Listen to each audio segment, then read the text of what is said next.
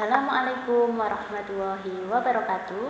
Salam sejahtera bagi kita semua. Perkenalkan, nama saya Nur Khalifah. Saya merupakan dosen program studi D4 Tata Busana, Departemen Boga Busana dan Rias Kecantikan, Fakultas Vokasi Universitas Negeri Yogyakarta. Bidang keilmuan saya yaitu pendidikan tata busana, sedangkan bidang keahlian saya adalah kewirausahaan busana. Pada hari ini, saya akan menyampaikan tentang teknik pengajaran saya dengan menggunakan metode delivery, interaction, dan assessment. Pada kesempatan ini, saya akan menyampaikan salah satu mata kuliah saya dalam pengajaran yang berbobot 2 SKS, yaitu mata kuliah batik. Mata kuliah batik merupakan mata kuliah yang biasanya dipelajari di semester ganjil. Adapun capaian pembelajaran mata kuliah ini adalah yang pertama, mahasiswa mampu menguasai konsep batik dan teknologi batik. Yang kedua, mahasiswa mampu membuat motif batik tradisional maupun modern. Yang ketiga, mahasiswa mampu mencanting, mewarnai, dan melorot batik. Yang keempat, mahasiswa mampu mengimplementasikan batik ke produk fashion. Selanjutnya, deskripsi mata kuliah ini adalah mata kuliah batik merupakan salah satu mata kuliah yang bertujuan membekali mahasiswa agar memiliki wawasan, pemahaman, dan pengetahuan mengenai batik serta pembuatan batik tulis. Kemampuan yang diharapkan setelah mempelajari mata kuliah batik adalah mahasiswa mampu menguasai konsep batik, menguasai macam dan jenis motif batik, mendesain motif batik, dan mengimplementasikan teknik membatik. Adapun materi pembelajaran mata kuliah batik yaitu yang pertama, konsep dasar batik, jenis dan motif batik, yang ketiga, teknik membuat batik, yang keempat, teknik melekatkan malam batik, yang kelima, teori teknik pewarnaan batik, yang keenam, teknik pelorotan batik, dan yang ketujuh, pengimplementasian produk batik. Adapun sistem pembelajaran dan materi yang akan saya lakukan dalam satu semester, di awal pertemuan saya melakukan perkenalan, membangun keakraban antara dosen dan mahasiswa. Yang kedua, biasanya saya membuka diri terkait diskusi apapun bentuknya terkait dengan perkuliahan dalam bentuk diskusi. Dalam diskusi, saya biasanya memotivasi mahasiswa untuk belajar lebih fokus dan lebih giat serta lebih serius. Selanjutnya, saya membahas kontrak perkuliahan yang mana ini adalah membuat kesepakatan bersama terkait proses perkuliahan berjalan, termasuk referensi modul dan buku, agar mahasiswa mendapat gambaran pelaksanaan perkuliahan selama satu semester ke depan. Kemudian pada pertemuan pertama, pembahasan terkait konsep dasar batik. Selanjutnya, pertemuan kedua adalah pengenalan motif serta alat dan bahan yang digunakan dalam membatik. Pertemuan ketiga dan keempat yaitu membuat desain motif batik. Pertemuan kelima yaitu teknik membuat batik tulis dengan berbagai jenis malam batik. Pertemuan ke-6 dan 7 yaitu melekatkan malam batik atau mencanting. Pertemuan ke-8 yaitu ujian tengah semester. Pertemuan 9 sampai 10 yaitu melekatkan malam batik dan memberikan isen-isen serta nerusi. Pertemuan ke-11 sampai 12 yaitu pewarnaan batik. Pertemuan ke-13 yaitu melorot batik.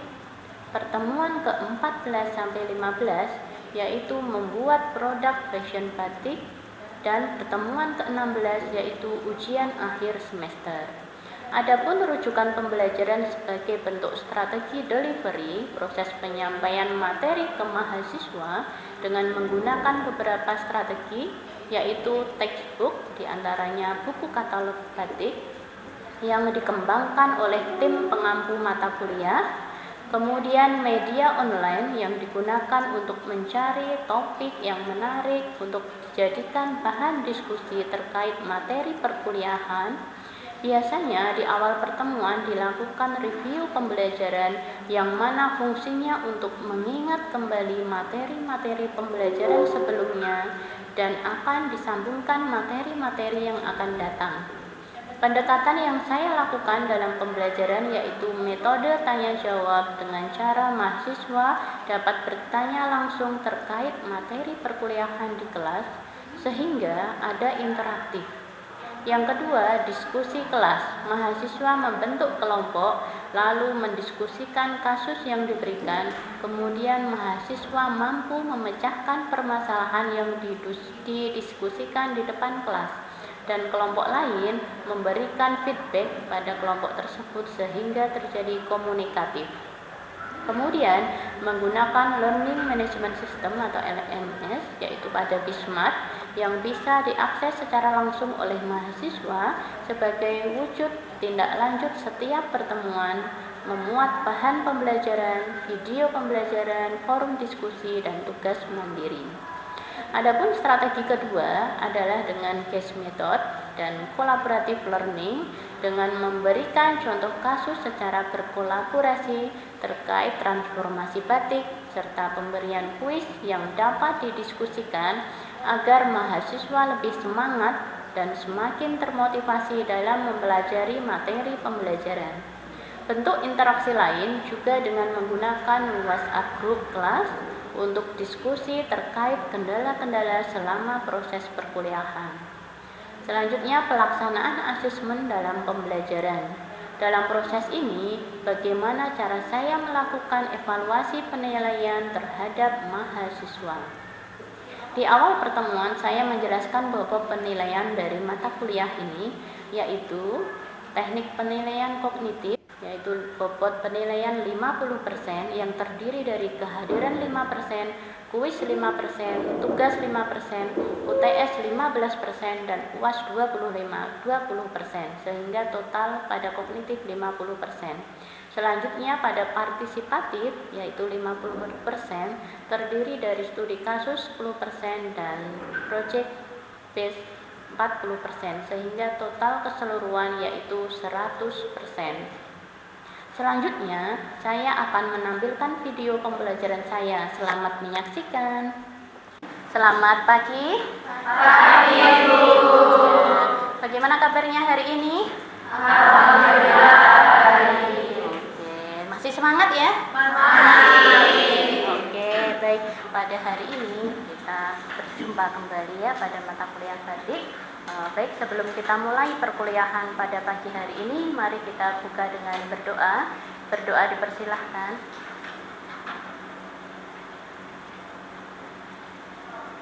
Amin. Berdoa selesai. Oke, baik. Pada hari ini kita akan memasuki materi terkait dengan terkait dengan motif batik, alat dan bahan membatik, dan teknik membatik ya.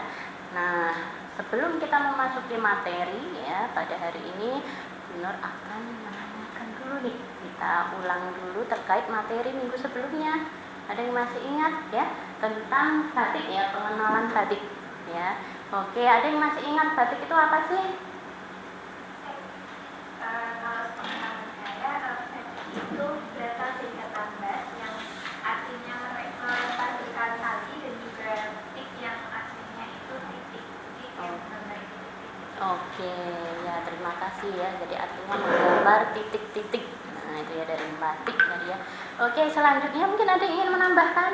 Oke, silakan. Mungkin kalau menurut saya berarti merupakan kain tradisional Indonesia dengan motif yang khas yang dibuat dengan teknik pencelupan rintang yang menggunakan zat rintang atau yang sering disebut dengan malam, yang pembubuhan zatnya menggunakan canting atau puncak. Dari sini mungkin ada batik yang bernama ekoprim juga. Oke, terima kasih ya sudah dilengkapi tadi ya. Itulah tadi terkait dengan batik itu sendiri ya. Artinya selain menggambar titik-titik, canting itu salah satu warisan budaya gitu ya adik-adik ya. Dan itu untuk melestarikannya salah satu ini melalui batik gitu ya. Oke, selanjutnya kalau itu tadi tentang batik ya. Oke, mungkin minggu lalu juga disampaikan dari mana saja sih asal dari batik itu sendiri? Dari kota mana? Dari daerah mana? Ada yang masih ingat? Iya, silahkan. Dari Solo, dari Jogja, Jogja. Ya, ada lagi? Oh, Dari iya. Lasem dan Cirebon.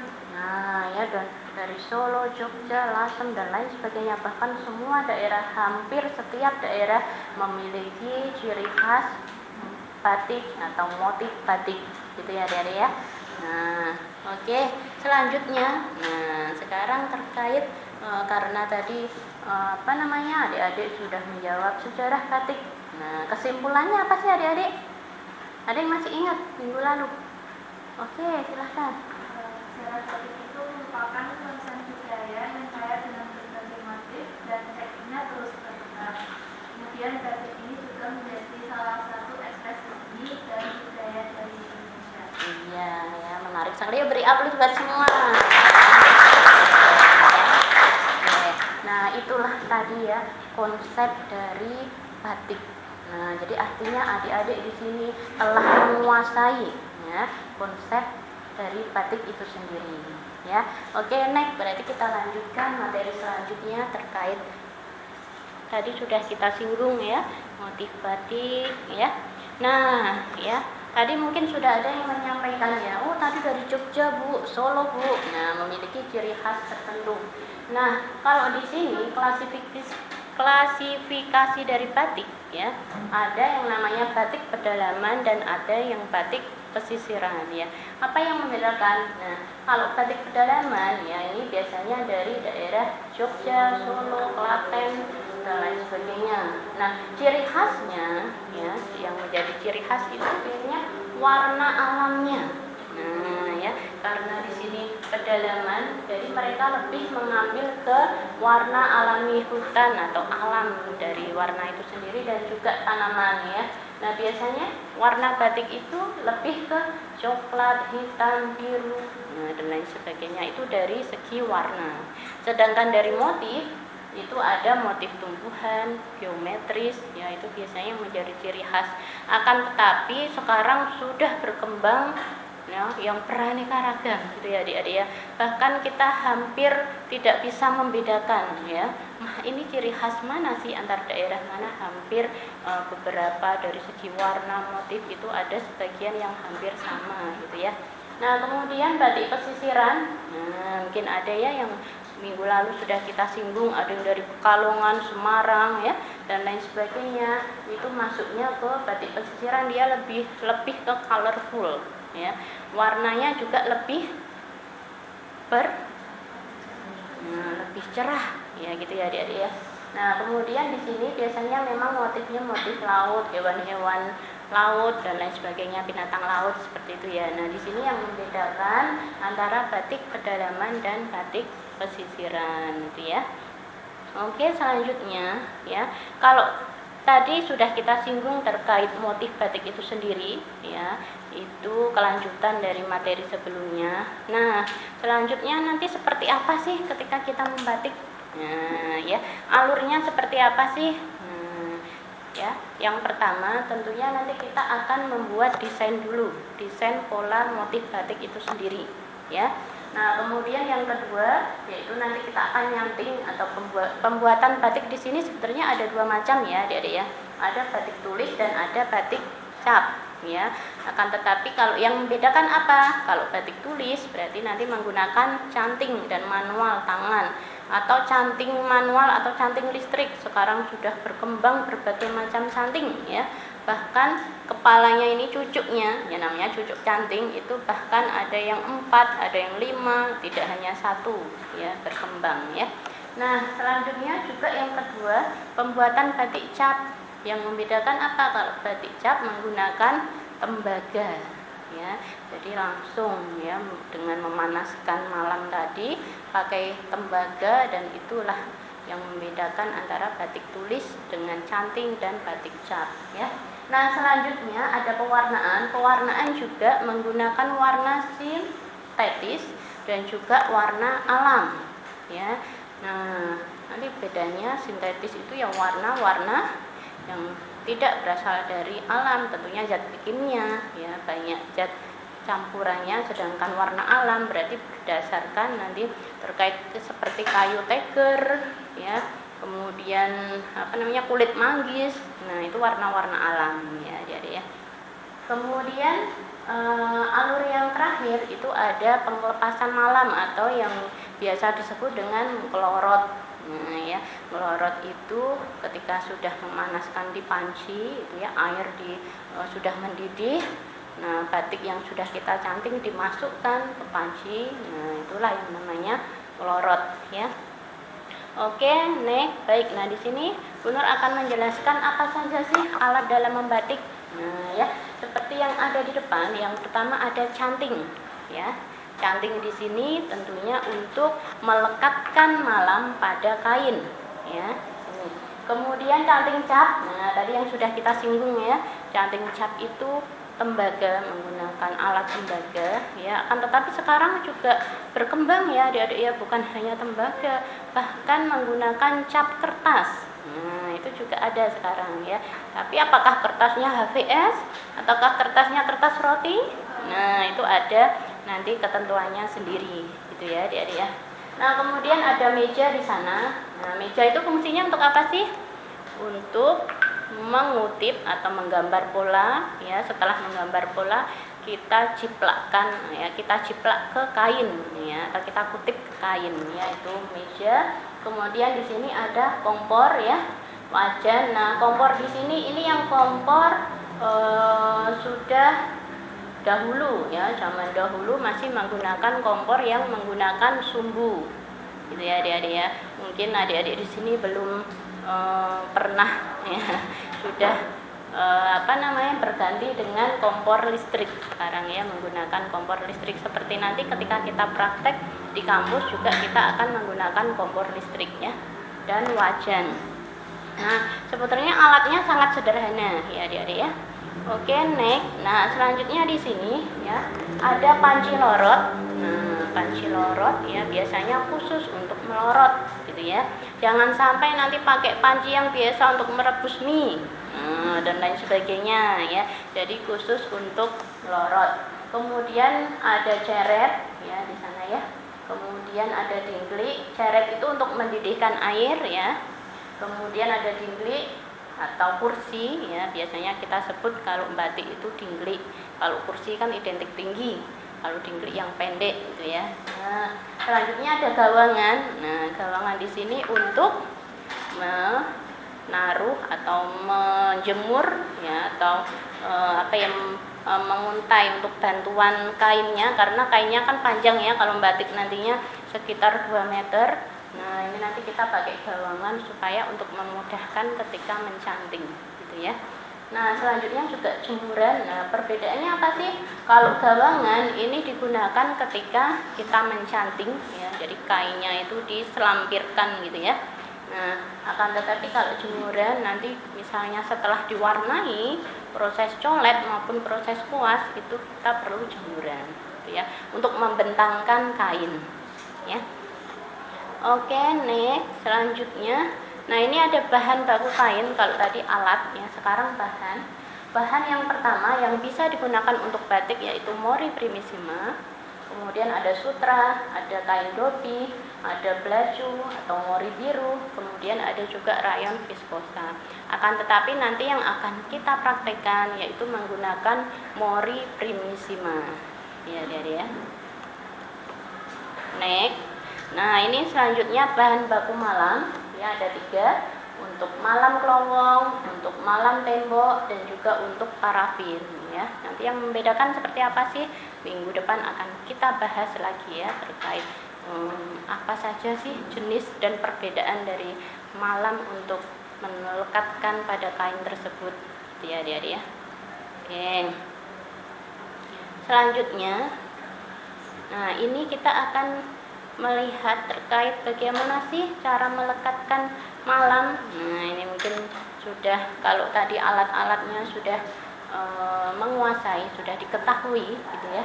Nah, selanjutnya bagaimana melekatkan malam? Yang pertama tentunya setelah menyiapkan canting. Nah, ini malam dipanaskan, sampai benar-benar suhu ini sesuai, tidak terlalu panas dan jangan sampai tidak panas. Nah, gitu ya, jadi sedang tapi panas, gitu ya. Nah, selanjutnya ada ngelowong, ya. mulai melekatkan malam pada motifnya. Kemudian miseni, yaitu memberikan titik-titik yang kecil-kecil, ya, isen-isen pada motif. Selanjutnya ada nerusi. Nerusi itu ketika kita nanti mencanting, ada yang tidak panas atau tidak tembus sampai bawah kain, itu artinya kita ulang, ya, namanya nerusi, ya. Kita ulang di belakang kainnya. Jadi kain tampak depan dan belakang itu harus tembus malam, gitu ya, ya. Nah, selanjutnya tentunya ada memeriksa hasil, ya. Seperti apa sih? Apakah ada yang kurang tidak ya dari motif yang sudah dibuat? Nah, tentunya ada pemeriksaan hasil dari canting tersebut. Oke, adik-adik, itulah ya materi pada hari ini, ya, terkait dengan alat dan bahan yang dipersiapkan tentunya, ya. Minggu depan ketika kita akan praktek, ya, silahkan nanti dipersiapkan apa saja tadi alat dan bahan yang sudah disampaikan, ya. Jadi harapannya adik-adik sudah mengetahui dan menguasai sehingga besok ketika praktek semua berjalan dengan baik dan sudah dipersiapkan dengan sebaik-baiknya, gitu ya. Oke, selanjutnya, ya, silahkan, ya, karena tadi alur yang pertama kita adalah mendesain motif batik.